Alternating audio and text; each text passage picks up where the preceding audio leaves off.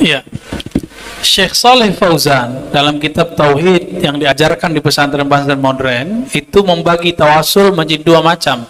Macam pertama itu ada 6 yang boleh masyru'. Nomor terakhirnya dia katakan tawasul dengan Nabi yang masih hidup dan tidak berjarak hadir. Jadi cuma tawasul itu yang dibolehin oleh Salafi. Jadi kalau tawasul dengan Nabi, Nabinya sekarang hidup atau meninggal? Nggak boleh lagi bagi dia.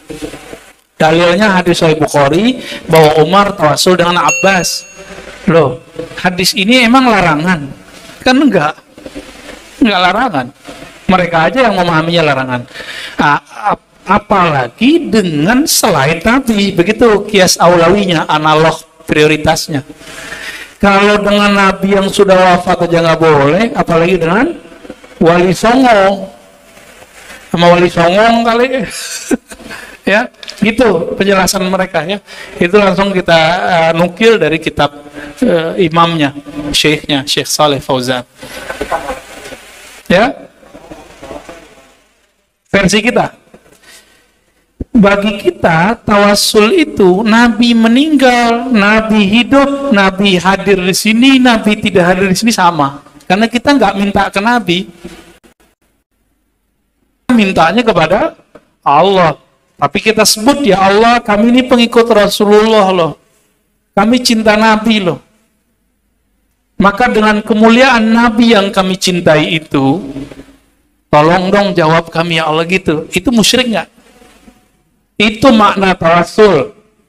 Nih, bagi antum yang mengharamkan tawasul, dimanapun ya, siapapun, tawasul bagi ahlu sunnah, para sufi, bukan minta kepada Nabi, tapi datang kepada Allah, lalu menyebutkan, oh ya Allah, kami bertawasul dengan Nabimu, bermediasi dengan Nabimu, bahwa kami ini pengikut Nabimu loh, gitu. Sama aja sebenarnya. Mereka itu kesalahannya satu aja, penafsirannya dianggap itu paling benar. Nggak boleh nafsirin di luar itu. Itu aja problem mereka. Hujannya, alhamdulillah. Semoga teman-teman kita terhindar dari kebanjiran ya. Yang kena banjir semoga cepat dapat bantuan. Amin, amin. Gitu. Boleh, sama. Maka dalam kitab-kitab hadis disebut bis-shalihin, bertawasul dengan orang-orang yang soleh, sama. Cuma yang paling afdal tawasul dengan siapa? Dengan Nabi.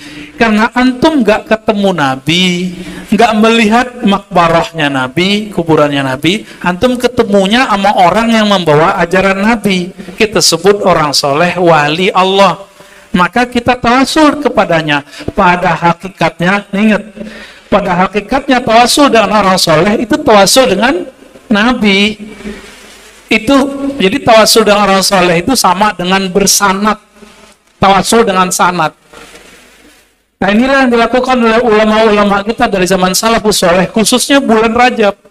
Mereka punya tradisi mengkhatamkan Sahih Bukhari, menyebutkan sanad. Di mana-mana antum tanya keluar sana, pesantren di Jawa, termasuk juga tradisi ulama-ulama di Timur Tengah, dikhatamkan bulan apa? Rajab. Kenapa? Karena ketika membaca hadis ada nama yang disebut dari fulan, dari fulan, dari fulan, dari Nabi, itu namanya sanad. Itu tawasul langsung. Maka dalam kitab-kitab hadis Imam Ibnu Salah, Imam Nawawi, Imam Ibnu Hajar, Imam Suyuti dikumpulin semua kalam itu. Apa kata beliau? Fi kulli dzikri salihin tanzilur rahmat atau rahmah. Ketika disebut nama orang soleh, belum tawasul nih, disebut doang, rahmat turun. Orang soleh. Pertanyaannya, Sayyidus Solihin siapa? Penghulu orang soleh siapa? Adakah wali dia angkat jadi wali, diyakini wali kalau dia bukan mengikut Nabi? Ada nggak? Karena kita memandang dia dekat kepada Rasulullah, maka kita tawasul sama dia. Gitu maksudnya, tawasul dengan orang soleh. Maka hakikat tawasul dengan wali, orang soleh, itu tawasul dengan Nabi Sallallahu Alaihi wasallam. Itu sebabnya Imam Zahabi mengatakan kubur fulan wali Allah yustasqa bihi, ya. Itu orang kalau lagi musim paceklik, orang minta tawasul lagi musim paceklik, itu dengan datang ke kuburan itu. Imam Zahabi, yustasfa, orang minta sembuh dengan tawasul dengan kuburan orang soleh. Kenapa? Karena kuburan Nabi jauh, gitu, ya. Jadi hadis Bukhari mengenai Sayyidina Umar bertawasul dengan Sayyidina Abbas itu bukan larangan. Itu hanya Umar itu melihat Ibnu Abbas wajahnya mirip dengan wajah Nabi, maka tawasul dengan beliau itu karena beliau pengikut Nabi, bukan? Ya, seandainya Abbas bukan pengikut Nabi, bukan paman Nabi, bisa nggak tawasul dengan Abbas? Enggak. Maka tawasulnya Umar dengan Sayyidina Abbas itu karena tawasul dengan Nabi. Jadi hakikatnya dengan Nabi semua. Ini yang dilupakan oleh para pengharam tawasul karena tidak mau berpikir dalam menjauh. Itu kira-kira begitu, ya. Ya, maka kalau antum mau insaf, mau kemudian menahan diri, ayo sebelum kita emosi, refleks menjawab, baca dulu benar-benar maksud orang tawasul apa sih? Kenapa selama 7 abad nggak ada yang mensyirikannya? Kok tiba-tiba Ibnu Taimiyah antum ikutin, yang abad yang 7 itu antum kemanain? Katanya ikut salah, kita gituin aja. Nah, ini cara kita bertahan, ya. Gimana? Masih yakin nggak nih mau tawasul? Ya? Muncullah ada orang-orang yang ragu dengan tawasul. Apa kata dia? Ya, saja nih. Karena tawasul itu diperdebatkan, maka kita hindari saja. Kata si ustadz yang takut dengan orang awam. Pakai kaidah lagi, al-khuruj minal khilaf mustahab. Keluar dari khilaf mustahab. Saya sempat terpengaruh juga itu. Menghindari perbedaan mustahab dianjurkan. Yang ikhilaf siapa? Ya. Yang berbeda berselisih siapa? Apakah perselisihannya dianggap?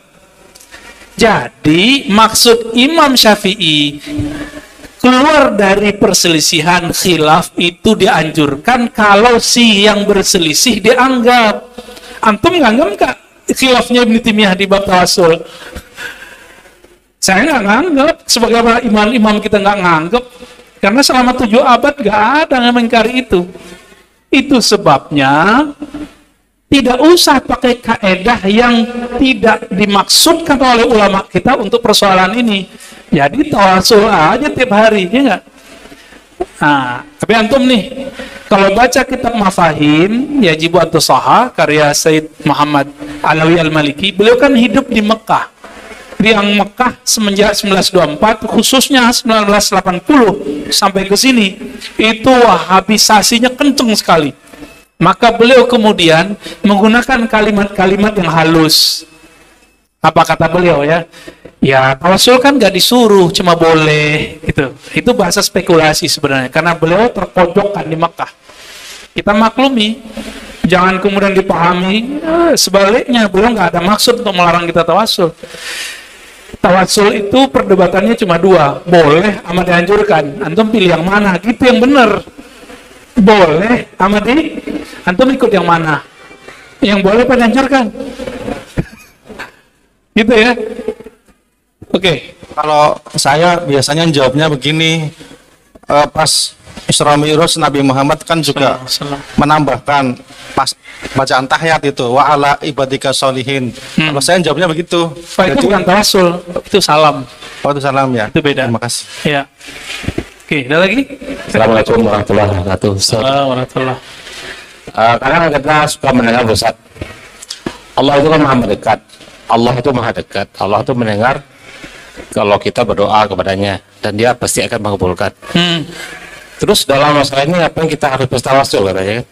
Suka gitu saya dengar Ustaz. Udah, saya balikin Pak. Antum ngerasa dekat nggak sama Allah? Kalau antum merasa dekat dengan Allah, tidak perlu tawasul Pak.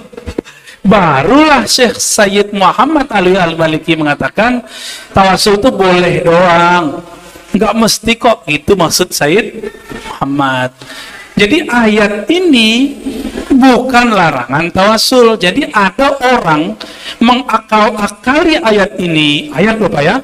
Inni qarib, kata Allah. Aku sangat-sangat dekat kepadamu. Iya, munya siapa? Nabi Muhammad dan pengikut yang tulus zahir dan batinnya ke Nabi Muhammad sallallahu alaihi wasallam. Pertanyaannya, antum qarib nggak dengan Allah? Garib kalau kata orang Yaman ya. Ya, ente garib amlah. Antum qarib nggak dengan Allah? Kalau iya, aneh tawasul sama antum gitu. Ngerasa dekat nggak Pak? Ini serius loh Pak ya. Antum kalau bilang iya, pasti nangis. Ini tanda enggak, Pak. Sama kita ini jauh, Pak, dari Allah. Rasanya. Sedangkan Allah dekat dari kita, dari sisinya. Giliran ayat begini aja dipakai. Giliran masa istiwa, ngotot-ngotot Allah jauh di atas. Ya kan? Ya, begitulah. Jadi sebenarnya, dua kelompok baik Asy'ariyah, Aswajah, Syafi'iyah, dan mereka sama-sama pakai akal. Tinggal kalau benar-benar kita berakal, saling menghargai akal aja. Masalahnya nggak mau menghargai akal soalnya. Akhirnya nganggap orang yang beda sama dia memainkan ayat Allah. Giliran dia mainin ayat Allah, nggak dianggap bermain-main. Ya? Siapa yang menghubungkan ayat qarib dengan tawassul? Kan mereka. Gimana Pak? Ya, antum ditanya gitu, kapok nggak?